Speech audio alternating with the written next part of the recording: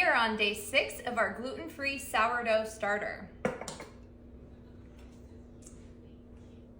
This is what we're looking like. Gluten-free is quite a bit different than a traditional sourdough starter, I'm finding. When it rises, it doesn't seem to fall. I have noticed that it has been peaking longer after I feed a regular starter. So it's got a kind of a sour aroma to it, but this is an experiment for me because I've never done this before. So I'm gonna go ahead and discard this by half. I want you to see the difference in consistency here. Can you see that it's a little bit more, almost grainy, if you will. I don't know if you can see well before I mix it up.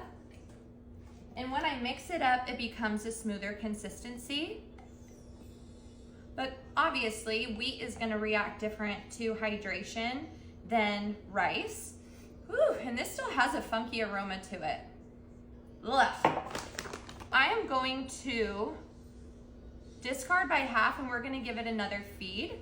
Tomorrow marks a week, so I may, depending on how it reacts, I'm gonna feed it a little less water this time. And maybe this weekend, since it's Friday, I will try to bake a gluten-free loaf. We will see. I'll keep you posted. 1 second. It's definitely not sticky or runny like a traditional sourdough starter tends to be. I am going to feed it another 1/4 cup of our gluten-free flour here. And then I'm gonna do a little bit less water and see how that goes. This is probably just over 1/8 of a cup of water, and see how we mix up.